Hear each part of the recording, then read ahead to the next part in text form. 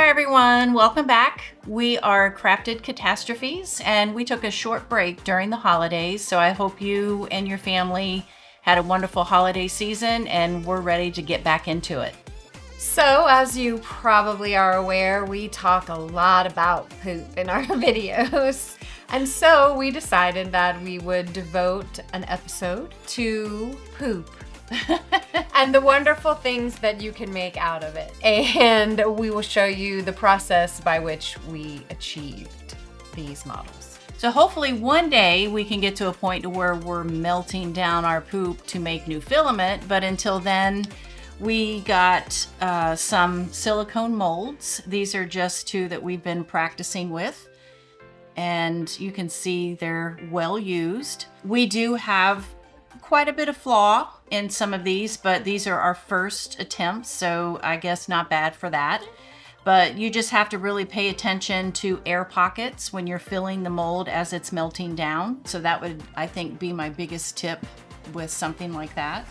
There are a couple ways that you can go about filling the molds to do your poop models. Just cram as much poop into the molds as you want and then melt them and then continue to cram in, and then just whatever artistic piece you come out with is what you come out with.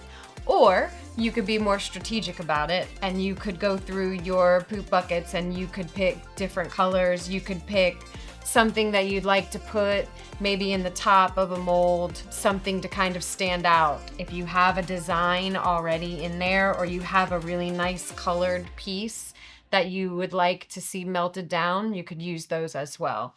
Got some nice purples.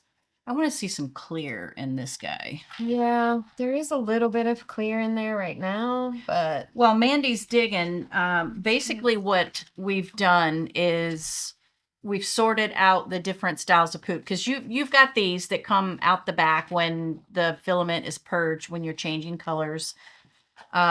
This here, I have taken some of the bulk items, and our little can is full here, but some of the bigger pieces that were either supports, failed prints, or anything like that, and we put it in a blender. One thing I will caution, you should not use a blender that you will be using for food. It needs to be something separate, maybe one you found at a thrift store or something, or just go buy a cheap one. Another thing that we're going to need is a toaster oven. Yes. And again, don't put it in your regular oven, and don't put it in a toaster oven that you're going to be using for food. We've got an old toaster oven that we put outside. You need lots of ventilation. We've got it out on the back patio. We do have a ceiling fan out there, so we've got lots of air. We're just going to do a tiny skull for today's video because this does take a long time. I mean, it could take an entire day to do the other skull that we showed you a while ago. Yeah. One more thing that you need to have. Voila. Of gloves. If you're going to be reaching in and pulling out a hot mold. And it gets hot. You are going to want some good of gloves. We'll put a link to this brand in the description. Yes. And speaking of heat, we are using around 400 degrees Fahrenheit, and we're melting each layer about 15 minutes. You can go a little longer if you're using some of your bulkier pieces, you'll want to let them melt down a little bit better.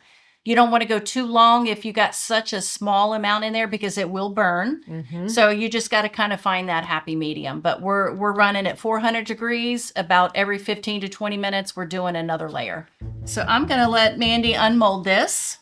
Ooh.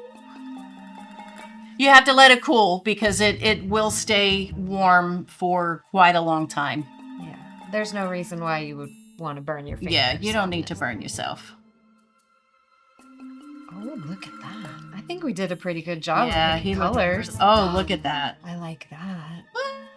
Looks almost peach now instead of pink, right? Yeah. This was actually a failed print of a little rose earring that we did, and it was pink, very pretty soft pink. So now it looks orange because it looks like it's blended a little bit with the other color that's on top of it. Look how nice that clear. And then we did the clear on top of it, and we strategically placed blue in the eyes, so that worked really well. One thing that didn't work, we put we had a failed print. We were printing a spool and we had to stop it and start it over. So we took the mesh from that very first layer and tried to put it over his teeth.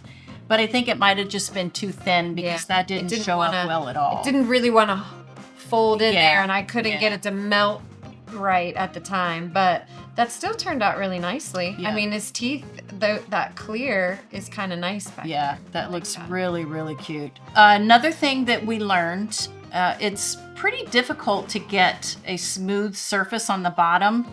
So we actually went and put this on a belt sander. Looks really rough, you can see. We didn't finish this one. It was just a little too much here. So I think what we did with this is we overfilled it. So when it starts coming up over the lip of your mold, you've got too much in there. You need to back off and maybe melt it down, hold it down as it cools with your gloves.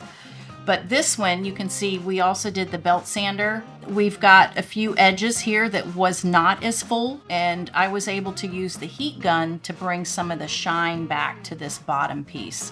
But those are just some things you really need to keep in mind if this is something you choose to do to use up your poop, is just do your best to get it level because That one came out. yeah, that one came this out is nicely. better. We've got some edges that we'll want to clean up, but all we need to do is get the heat gun Yep. and then take maybe a little file or an X-Acto knife and clean that up, and that will look really, really nice. So great job. You're not just limited to skulls and dragons. Whatever you can find a silicone mold for, you can fill it with poop, and you can make whatever you want. The possibilities are endless. I actually found a mold for a wine stopper, not the piece that goes in the wine bottle, because again, this is not food safe, but it is a piece that you glue on top of a wine stopper. So I'm anxious to try that out. Maybe we'll do another video as we perfect some of these imperfections, and we'll show you guys some new pointers. But if you have any pointers on how we can get a better surface on the bottom, not flow over the edges as much, because you'll notice if you do this, as it heats up, it starts bubbling. So then you're thinking, okay, it's perfect. I've got a great level. It starts to cool, and then it starts pulling away from the edge. So it's definitely a learning curve. And it's definitely something, you don't just do it and walk away. It's not a time consuming where you're going to lose an entire day, but just know that you got to keep an eye on it and you have to keep after it. The poop won't fill itself. This guy took all day. I'm not kidding, all day, but this was the first one that we did.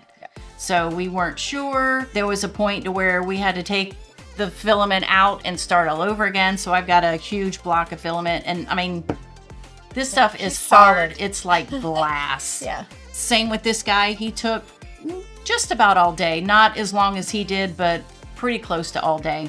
If you have to stop and you can't finish it today, no big deal. Just leave it in the mold. Don't take it out and go and put it back in the mold later. Just pick up where you left off tomorrow. Put in another level of poop, heat, and repeat. Just a little addition. We were going to do this size, but my daughter has a print going, and as I mentioned, you don't have to do it all in the same day.